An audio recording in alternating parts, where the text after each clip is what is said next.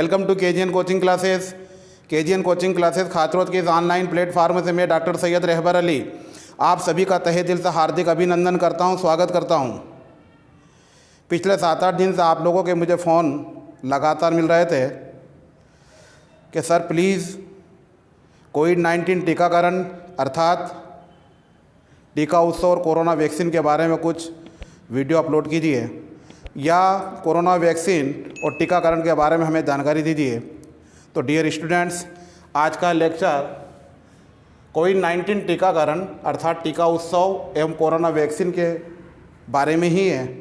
आज हम कोविड-19 टीकाकरण के अंतर्गत टीका उत्सव, कोरोना वैक्सीन, भारत में कौन कौन सी वैक्सीन लगाई जा रही है और कोरोना से संक्रमित व्यक्ति को क्या सावधानी रखना चाहिए और जो व्यक्ति कोरोना से संक्रमित नहीं है उनको भी क्या सावधानी रखना चाहिए, इन सभी बातों पर हम विस्तृत चर्चा करेंगे। आपको समाचार पत्र, social media, WhatsApp, Facebook, YouTube, Twitter, Instagram, television, newspaper, पत्र पत्रिका आदि के माध्यम से लगातार ये खबरें मिल रही होंगी कि कोरोना हमारे देश और प्रदेश में बेकाबू हो चुका है, कोरोना बेलगाम हो चुका है। कोरोना अपना इस दूसरी लहर में विकराल रूप धारण कर चुका है। कोरोना इतना बेकाबू हो चुका है कि इसने चारों ओर त्राही त्राही मचा दी है। कोरोना ने अपना तांडव मचा रखा है। कोरोना दिन प्रतिदिन अर्थात रोज़ाना कुल मौतों की संख्या के बारे में और कुल मरीज़ों की संख्या के बारे में नए नए रिकॉर्ड बना रहा है। अर्थात रोज़ कुल मौतों की संख्या के रिकॉर्ड टूट रहे हैं और कुल रोज़ आने वाले नए नए मरीज़ों की संख्या के रिकॉर्ड भी बन रहे हैं। इस तरीके से हम देखें तो कोरोना ने अपना एक बार फिर ख़तरनाक रूप बताया है और इस बार ये अपनी दुगुनी क्षमता से वापस लौटा है। कोरोना ने फिर से जानलेवा अटैक शुरू कर दिया है। एक तरफ तो गर्मी शिद्दत की पड़ रही है और दूसरी ओर कोरोना अपना कहर बरपा रहा है। लोग असामयिक मौत के शिकार हो रहे हैं। स्वास्थ्य मंत्रालय भारत सरकार द्वारा जारी आंकड़ों के अनुसार लगभग 16 लाख से ज़्यादा सत्रों के बाद लाभार्थियों को लगभग दी गई है। ये कोरोना की डोज 14 अप्रैल तक दी जा चुकी है। हम देख रहे हैं कि कोरोना उत्सव के दौरान भी लोगों में टीकाकरण के प्रति जागरूकता नहीं दिखी। अगर हम आंकड़ों पर नज़र डालें तो टीका उत्सव के शुरू के 3 दिन यानी 11 अप्रैल से लेकर 14 अप्रैल तक जो हमारे देश में टीकाकरण हुआ, उसमें अगर हम बात करें 11 तारीख की तो 30 लाख लोगों ने टीकाकरण करवाया और 12 तारीख को 27 लाख लोगों ने टीकाकरण करवाया और 13 तारीख को 26 लाख लोगों ने टीकाकरण कराया और 14 तारीख को लगभग 45 लाख लोगों ने टीका लगवाया। इस तरीके से हम देखते हैं कि 11 अप्रैल से 14 अप्रैल यानी टीका उत्सव के 4 दिन 1,28,00,000 लोगों ने टीका लगवाया। जबकि इसके पिछले 4 दिन देखें यानी 7 अप्रैल से 10 अप्रैल तक हम देखें तो लोगों ने 1,45,00,000 लोगों ने टीका लगवाया था। अगर हम दोनों की तुलना करें तो टीका उत्सव में पिछले 4 दिन के मुकाबले 17 लाख कम लोगों ने टीका लगवाया। हालांकि केंद्रीय स्वास्थ्य मंत्रालय द्वारा जारी आंकड़ों के अनुसार 14 अप्रैल तक हम 11 करोड़ से ज़्यादा डोज लगाकर हमारे यशस्वी प्रधानमंत्री मोदी जी के नेतृत्व में हम दुनिया के 10 करोड़ लोगों को सबसे पहले वैक्सीन देने वाले पहले देश बन गए। हमने सबसे पहले इतनी बड़ी आबादी को वैक्सीन देकर एक कीर्तिमान बना चुके हैं। लेकिन इसके बावजूद देखने में आया कि लोगों को जागरूकता की कमी की वजह से टीकाकरण में लोग रुचि कम ले रहे हैं। ये आंकड़े साबित करते हैं कि 17 लाख से कम लोगों ने टीका उत्सव में इस 4 दिन की तुलना में कम टीका करवाया। प्रायः ये देखने में आता है कि जब सैंपल ले जाते हैं, जांच की जाती है तो संक्रमण दर कम होती है, लेकिन यहाँ जैसे जैसे सैंपल ले जा रहे हैं संक्रमण दर बढ़ रही है। अगर हम देखें पिछले 24 घंटे के आंकड़े देखें तो कल 15 अप्रैल शुक्रवार को केंद्रीय स्वास्थ्य मंत्रालय भारत सरकार द्वारा जारी 24 घंटे के आंकड़े के अनुसार पिछले 24 घंटे में 1,185 लोगों की नई मौत हुई और 1,185 नई लोगों की मौत के साथ ही अब तक कुल 1,74,308 लोग इस कोरोना वायरस अपनी जान गंवा चुके हैं। वहीं हमारे यहाँ पूरे कोरोना काल में, यानी पूरा 14 महीने के कार्य कोरोना काल में हम देखें तो दूसरी मर्तबा नए मरीजों का आंकड़ा 2 लाख से ऊपर पहुंचा है। गुरुवार को भी 2 लाख से ऊपर मरीज आए थे और कल शुक्रवार 15 तारीख को भी 2 लाख से ऊपर मरीज आए हैं। इस प्रकार 2 लाख से ज़्यादा सक्रिय मामलों के साथ ही कुल मरीजों की संख्या 1,42,91,917 हो गई। हालांकि अगर हम कल ठीक हुए 1,18,302 लोगों को गिन लें तो अब तक 1,45,47,866 लोग ठीक भी हो चुके हैं। हमारा रिकवरी रेट 88.80% बना हुआ है। फिर भी अभी भी सक्रिय मरीजों की संख्या देखा जाए तो 14 लाख से 16 लाख से ज़्यादा है। डियर स्टूडेंट्स, ये 2,17,353 का जो आंकड़ा है पूरा कोरोना काल का दूसरा सबसे बड़ा आंकड़ा है। अगर देखा जाए तो 1 अप्रैल से लेकर 15 अप्रैल तक, जबकि टीका उत्सव चल रहा था, इस दौरान ही संक्रमित मरीजों की संख्या पिछले पीक से 2 गुनी हो गई, 2 गुनी से भी ज़्यादा हो गई। पिछली बार सबसे ज़्यादा संक्रमित मरीज या पिछले बार सबसे ज़्यादा मरीजों की संख्या, सर्वाधिक मरीज 3 अक्टूबर 2020 को 1,069 लोगों की मृत्यु हुई थी। उसके बाद ये सबसे बड़ा आंकड़ा है 1,185। डियर स्टूडेंट्स, इसी प्रकार से जब हम हमारे प्रदेश की बात करें, मध्य प्रदेश की, तो कल पिछले 24 घंटे में आंकड़ों के अनुसार पिछले 24 घंटे में 60 लोगों की नई मौत हुई और इसके साथ ही कुल मरने वालों की संख्या 4,425 हो गई और 49,900 जब सैंपल की जांच की गई तो 11,045 नए मामला है। अर्थात अगर हम देखें तो 11,045 49,900 का 22% बनता है, यानी संक्रमण की दर मध्य प्रदेश में 22% हो गई। या यूँ कहा जाए कि अगर हम जांच कराएं तो हर चौथा व्यक्ति संक्रमित कोरोना पॉजिटिव है। इसी प्रकार से अगर हम कल ठीक हुए 7,496 लोगों को गिन लें तो अभी तक कुल ठीक हुए 3,20,995 व्यक्ति हो जाते हैं, जबकि कुल मरीजों की संख्या 3,84,563 हो जाती है। अभी भी हमारा रिकवरी रेट 83.4 बना हुआ है। डियर स्टूडेंट्स, 3 दिन से कोरोना रोज़ नए नए रिकॉर्ड बना रहा है। हम देख रहे हैं 2 दिन पहले भी पिछले 3 दिन से कुल मरने वालों की संख्या में कोरोना नए नए रिकॉर्ड बना रहा है। पिछले 2 दिन बुधवार को भी 51 लोगों की मृत्यु हुई थी, गुरुवार को 53 लोगों की मृत्यु हुई थी और आज शुक्रवार को 60 लोगों की मृत्यु के साथ ही कोरोना ने एक और नया रिकॉर्ड बनाया है। पिछले साल 24 सितंबर 2020 को कोरोना से सर्वाधिक 45 लोगों की मृत्यु हुई थी। तो डियर स्टूडेंट्स, ये आंकड़े साबित कर रहे हैं कि कोरोना बेकाबू हो चुका है, बेलगाम हो चुका है।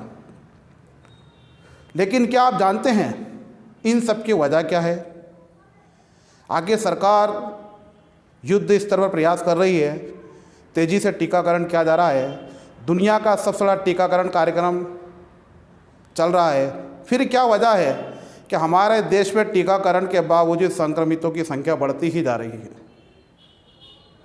डियर स्टूडेंट्स, कोरोना संक्रमण का या इसकी भयावहता का अंदाज़ा इस बात से लगाया जा सकता है।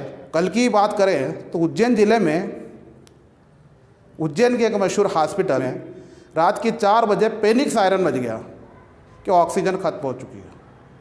ताबड़तोड़ में वहाँ के डॉक्टरों को इंदौर रोड स्थित तपोभूमि ऑक्सीजन प्लांट पर भेजा गया और वहाँ से डॉक्टर की निगरानी में प्लांट से कुछ सिलेंडरों को भरकर ट्रक रवाना हुआ और ये कहा कि 10 मिनट के अंदर हॉस्पिटल सिलेंडर पहुंच जाएंगे। डॉक्टर अपने घर चले गए, लेकिन बाद में चला कि सिलेंडर और कहीं गायब हो गए।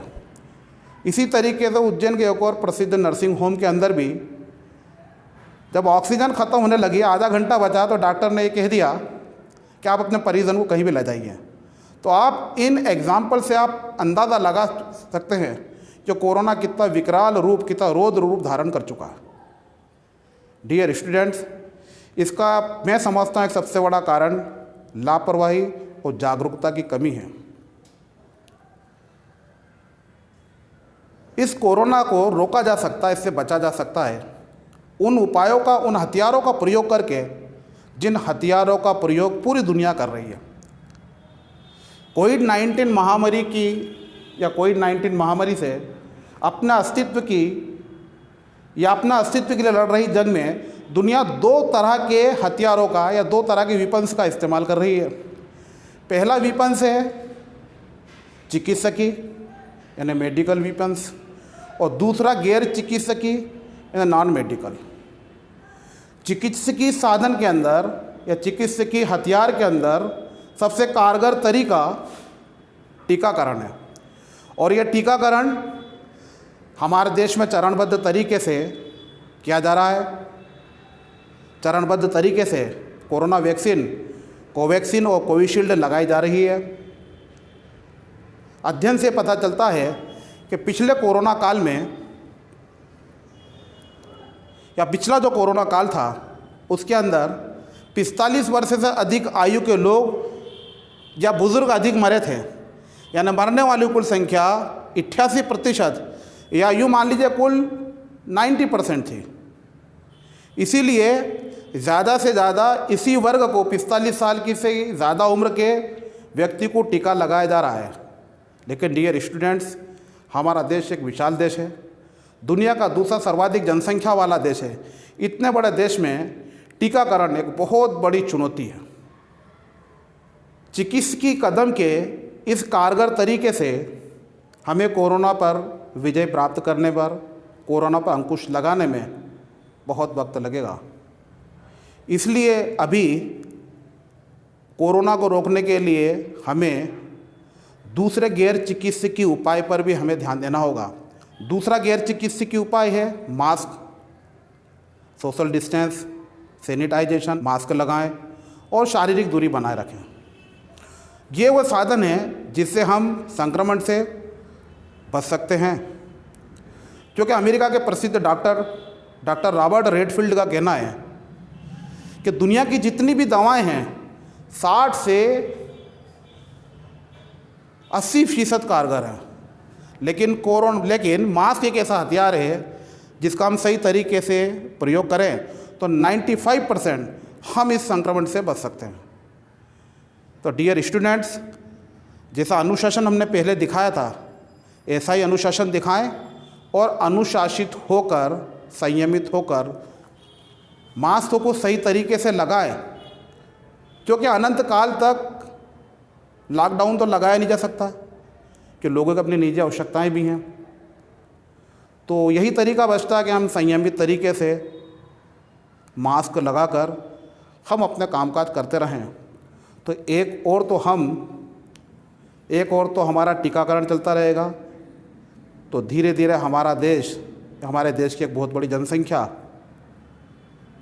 में प्रतिरोधक क्षमता आ जाएगी और अजेय हो जाएगी। और दूसरी ओर मास्क से भी इस संक्रमण से हमारा बचाव होगा और देश में हर्ड इम्यूनिटी विकसित हो जाएगी। डियर स्टूडेंट्स, इसके पहले जब कोरोना आया था तब हमने देखा था कि लोग कोरोना से डरते थे, कोरोना से भयभीत थे और स्वाभाविक भी था। लोग कोरोना प्रोटोकॉल, कोरोना गाइडलाइन का पालन करते थे, मास्क लगाते थे, 2 गज की दूरी मेंटेन करते थे, सैनिटाइजेशन अर्थात बार बार हाथ धोते थे, क्योंकि उस वक्त वैक्सीन तो थी नहीं, इसलिए यही एक वैक्सीन थी। तो लोग कोरोना नियमों का पालन करते थे, इसलिए इन्फेक्शन भी कम था, संक्रमण भी कम था, लोग कम संक्रमित हो रहे थे। लेकिन टीकाकरण के बावजूद संक्रमण बढ़ने की वजह यही है कि लोगों में लापरवाही बढ़ गई, लोग बेफिक्र हो गए, लोगों में जागरूकता नहीं है। लोग टीका लगाने के बाद बेफिक्र हो गए, इधर उधर घूमना शुरू कर दिया, सामाजिक, आर्थिक, धार्मिक और सार्वजनिक जगह पर जाने लगे, सामाजिक और धार्मिक प्रोग्राम में शामिल होने लगे। और धीरे धीरे इंजेक्शन लगने के बाद या टीकाकरण के बाद उन्होंने जो मास्क जो पहने रहते थे नाक पर आ गया और नाक के बाद में गले में आ गया। जब उनको घर के बच्चों ने देखा तो उन्होंने ही मास्क लगाना छोड़ दिया। जब बच्चों ने मास्क लगाना छोड़ दिया तो बच्चे संक्रमित हो गए। जब बच्चे संक्रमित हो गए तो एक और लापरवाही उजागर हुई कि माँ बाप पास के किसी सरकारी अस्पताल या डॉक्टर को बजाने के बताए किसी झोला छाप डॉक्टर के पास जाने लगे, या बहुत से खुद ही MBBS डॉक्टर बन गए, घर पर ही इलाज करने लगे। और जब घर पे इलाज करने लगे और सर्दी जुकाम आया या हल्का फीवर आया तो सामान्य बुखार मानकर घर पर ही इस बीमारी को बढ़ावा देने लगे। इस लापरवाही के कारण यह संक्रमण बढ़ता ही गया। याद रखिए, कोरोना टीकाकरण के बाद भी, कोरोना वैक्सीनेशन के बाद भी इस बात की कोई गारंटी नहीं है कि कोरोना आपको नहीं हो सकता, क्योंकि कोरोना का अभी तक कोई इलाज ही नहीं है। कोई कोरोना वैक्सीन कोई रामबाण नहीं है, कोई जादू छड़ी नहीं कि एक बार लगा दिया आप ये बीमारी ख़त्म होगी हमेशा के लिए। कोरोना के बाकायदा आपको 2 डोज लेना होंगे और 2 डोज के बाद 15 से 20 दिन बाद आपकी इम्यूनिटी विकसित होगी। और कोरोना टीका लगवाने के बाद भी आपको कोरोना के नियमों का पालन करना होगा, आपको सही तरीके से मास्क लगाना होगा। क्योंकि अगर आप सही तरीके से मास्क नहीं लगाएंगे तो भले ही आपने टीका लगवा लिया है, लेकिन टीका लगवाने के बाद भी ये संभव है कि किसी तरीके से अगर वायरस आपकी नाक में प्रवेश कर गया तो भले ही आपकी इम्यूनिटी की वजह से, आपने जो टीके लगवा लिए उसकी वजह से आपके शरीर में प्रवेश ना करे, लेकिन वह अन्य को संक्रमित कर सकता है, क्योंकि आप जो सांस छोड़ेंगे उस सांस के माध्यम से दूसरों को संक्रमित कर सकता है। आप स्प्रेडर बन सकते हैं। कारण यह है कि कोई भी वैक्सीन 100% कारगर नहीं है, इसलिए 100% नहीं कहा जा सकता कि आप पूरी तरीके से सेफ हैं। मान लीजिए कोई वैक्सीन 70% कारगर है तो इसका मतलब ये हुआ कि जो टीका हम लगवा रहे हैं उसका असर 100 में से 70 लोगों पर हो रहा, 30 लोगों पर नहीं हो रहा है। तो हम ये मान सकते हैं टीका लगाने के बाद भी 30 व्यक्ति ऐसे हैं जो टीका ना लगवाने के बराबर हैं। तो मुझे ये बताइए कि आप किस धड़े में या किस कैटेगरी में हैं। आप ये कैसे अपने आप में अंदाज़ लगा लेंगे कि हम 30 वाली कैटेगरी में या 70 वाली कैटेगरी में हैं।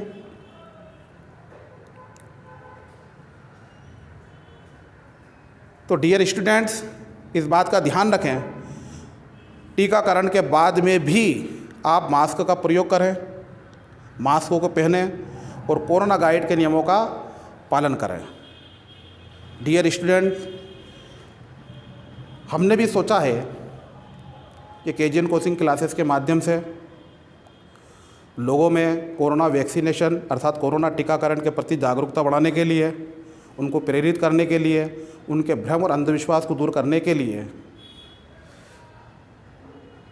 केजीएन कोचिंग क्लास पर सत्र 2020-21 में कोचिंग पर आने वाले सभी आगंतुक पंजी अर्थात विजिटर्स और जितने भी जो स्टूडेंट्स हैं उन सभी के पेरेंट्स को सुबह 7 से शाम 7 बजे तक फ़ोन लगाया जाएगा और कोरोना का टीका आपने लगवाया है या नहीं इसके बारे में जानकारी ली जाएगी। और जिन्होंने नहीं लगाया है उनको प्रेरित किया जाएगा, उनको समझाया जाएगा, उनको टीकाकरण के लिए प्रेरित किया जाएगा। तो एक अनूठी पहल कोचिंग क्लासेस के माध्यम से शुरू की जा रही है। डियर स्टूडेंट्स, आप भी इसमें सहयोग करें, मास्क लगा के रखें, शारीरिक दूरी बनाए रखें और अपने घर से ही फ़ोन करके अपने नियर डियर, अपने पड़ोसी या जो भी आपने परिचित है उनसे पूछिए कि आपने कोरोना वैक्सीन या कोरोना टीका लगवाया है या नहीं। यदि नहीं लगवाया तो लगाने के लिए प्रेरित करें और उनको टीकाकरण के बारे में समझाएं। भारत ने अभी तक 2 तरह की वैक्सीन विकसित की है। पहली वैक्सीन है कोवैक्सीन और दूसरी वैक्सीन है कोविशील्ड। इन दोनों ही वैक्सीन से भारत में चरणबद्ध तरीके से वैक्सीनेशन अर्थात टीकाकरण किया जा रहा है। आइए हम दोनों वैक्सीन की तुलना करते हैं कि दोनों का निर्माण कौन कर रहा है, दोनों को अप्रूवल कब मिला, कौन ज़्यादा प्रभावी है, उनका स्टोरेज क्या है और उनका डोज क्या है। कोवैक्सीन वही वैक्सीन है जो कोरोना टीकाकरण के प्रथम चरण में सबसे पहले फ्रंट लाइन वर्कर्स जो कि अपनी जान को जोखिम में डालकर हमारी सेवा करते हैं, तमाम सफाई कर्मी, स्वास्थ्य कर्मी, डॉक्टर्स, नर्सेस आदि को दी गई थी। उसके बाद लोगों को विश्वास में लेने के लिए, लोगों को भरोसे में लेने के लिए हमारे देश के हमारे अपने यशस्वी प्रधानमंत्री श्री नरेंद्र जी मोदी साहब ने 1 मार्च को द्वितीय टीकाकरण में ये टीका लगवाया था और लोगों को भरोसा दिलाया था कि भारत में बनी यह वैक्सीन पूर्णतः सुरक्षित है। और अगले ही चरण में आपने अगला डोज 8 अप्रैल को लगवाया। डियर स्टूडेंट्स, प्रधानमंत्री के टीका लगने के बाद हमारा सारा भ्रम दूर हो जाता है कि भारत निर्मित यह वैक्सीन पूर्णतः स्वदेशी है, पूरी असरकारक है, पूरी तरीके से सुरक्षित है। आइए अब हम भारत निर्मित 2 वैक्सीन कोवैक्सीन और कोविशील्ड में तुलनात्मक अध्ययन करते हैं ताकि अगर हमारा को अब भी कुछ भ्रांति बाकी हो तो दूर हो जाए। डियर स्टूडेंट्स, भारत की स्वदेशी वैक्सीन कोवैक्सीन है। इसका निर्माण भारत बायोटेक और Indian council of medical research अर्थात भारतीय चिकित्सा अनुसंधान परिषद ने मिलकर बनाया है। देश की पहली स्वदेशी वैक्सीन है जिसको जनवरी के प्रथम सप्ताह में अप्रूवल मिला था। यह एक ऐसी वैक्सीन है जो कि 81% प्रभावी है। अगर हम इसके स्टोरेज की बात करें तो 1 से 8 डिग्री सेल्सियस पर इसको रखा जा सकता है। अमेरिका की फाइजर कंपनी और मॉडर्ना कंपनी ने जो वैक्सीन बनाई है वो -, डिग्री पर काम करती है। हमारी जो वैक्सीन है 1 से 8 डिग्री में काम कर सकती है, 1 से 8 डिग्री में काम करती है अर्थात इसको सूर्य के प्रकाश की रोशनी में भी या सूर्य की रोशनी में या दिन में भी इसको लगाया जा सकता है। इस पर सूर्य के प्रकाश का कोई प्रभाव नहीं पड़ता है। यह डबल डोज वैक्सीन है और इसका डबल डोज की जो अवधि है 28 दिन के अंतर पर दूसरा डोज लेना पड़ता है या दूसरा डोज लगता है। दूसरी वैक्सीन कोविशील्ड है। इस वैक्सीन को इंग्लैंड की ऑक्सफोर्ड यूनिवर्सिटी और वहीं की दवा कंपनी ऑक्सफोर्ड एस्ट्राजेनेका और दुनिया की सबसे बड़ी दवा निर्माता या दुनिया की सबसे बड़ी vaccine company serum institute of Pune ने मिलकर बनाया है। ऑक्सफोर्ड एस्ट्राजेनेका और सीरम इंस्टीट्यूट ऑफ पुणे, इसको भी अप्रूवल जनवरी के प्रथम सप्ताह में मिला था। ये वैक्सीन 70.4% असरकारक है। इसकी भी स्टोरेज क्षमता 1 से 8 डिग्री या 1 से 8 सेल्सियस है और ये भी डबल डोज वैक्सीन है लेकिन इसकी अवधि 6 से 8 सप्ताह है, अर्थात 42 से 56 दिन के अंदर हम इसको लगवा सकते हैं। डियर स्टूडेंट्स, युद्ध स्तर पर टीकाकरण के बावजूद हमारे देश में संक्रमितों की संख्या बढ़ती जा रही है। इसलिए इस संक्रमण की भयावह स्थिति को देखते हुए भारत सरकार ने रूस में निर्मित वैक्सीन स्पुतनिक वी को आपातकालीन मंजूरी दे दी है। आपको आश्चर्य होगा कि भारत इसको आयात करने वाला दुनिया का 60वां देश है। इस प्रकार हम कह सकते हैं कि दुनिया के 60 देशों के 300 करोड़ लोग, अर्थात 40% जनसंख्या तक स्पुतनिक वी की पहुंच हो चुकी है। इसका निर्माण रूस में हुआ है। इसका अप्रूवल सन 2020 में सबसे पहले इसको अप्रूवल मिला था। यह अप्रूवल पाने वाली दुनिया की सबसे पहली वैक्सीन है। ये वैक्सीन 91.6% प्रभावी है। स्टोरेज क्षमता 1 से 8 डिग्री है इसकी। ये भी डबल डोज वैक्सीन है। लेकिन जो अगला वैक्सीन है वो हमें 21वें दिन पर लेना पड़ता है। डियर स्टूडेंट्स, भारत में कोरोना की दूसरी लहर चल रही है और लगातार तीसरे दिन 2 लाख से ज़्यादा मरीज़ निकल रहे हैं, जो कि दुनिया के कुल मरीज़ों का या दुनिया के कुल संक्रमित मरीज़ों का 25% है। भारत ब्राज़ील के बाद दुनिया का दूसरा सबसे ज़्यादा संक्रमित देश है। हम ये मान सकते हैं कि हर चौथा व्यक्ति संक्रमित है। इसके बाद कुछ और वैक्सीन जिस पे काम चल रहा है, इसमें है जैनसिन। इसका निर्माण जॉनसन कंपनी कर रही है। इसके आने की अप्रूवल की ये दवा या वैक्सीन बाज़ार में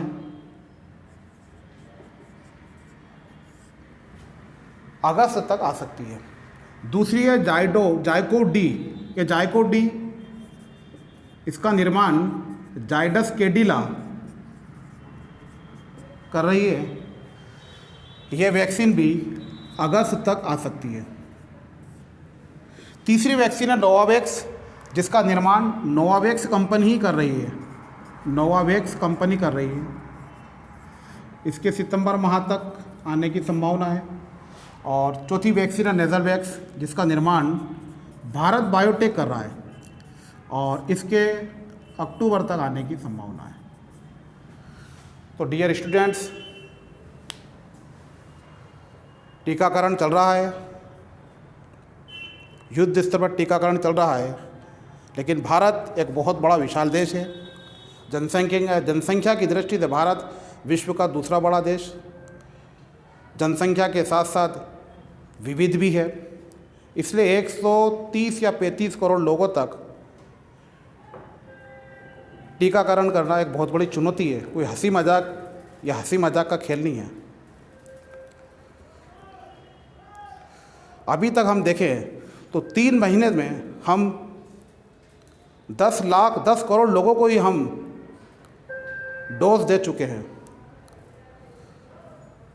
केंद्रीय स्वास्थ्य संगठन भारत सरकार की रिपोर्ट के अनुसार अभी तक हम 3 महीने में 11 करोड़ से ज़्यादा लोगों को डोज दे चुके हैं।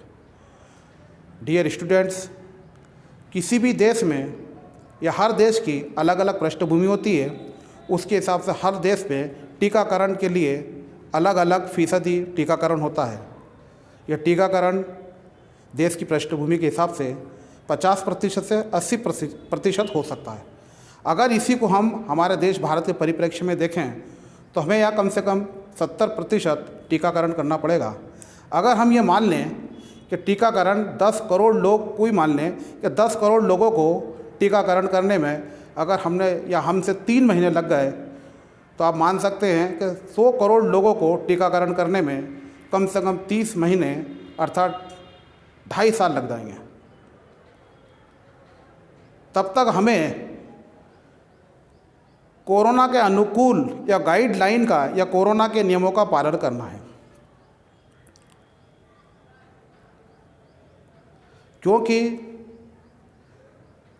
हमें वैक्सीन लगने के बाद भी हमें ये नहीं मानना है कि हम सुरक्षित हो गए, कि वैक्सीन लगने के दोनों डोज के बाद भी 15 से 20 दिन बाद इम्यूनिटी विकसित होती है। मुझे उम्मीद ही नहीं बल्कि पूरा विश्वास है कि धीरे धीरे टीका युद्ध स्तर पर किए जा रहे हमारे टीकाकरण से धीरे धीरे मेरा देश हर्ड इम्यूनिटी की ओर बढ़ जाएगा और हमारे देश की एक बहुत बड़ी जनसंख्या, बहुत बड़ी आबादी अजेय हो जाएगी।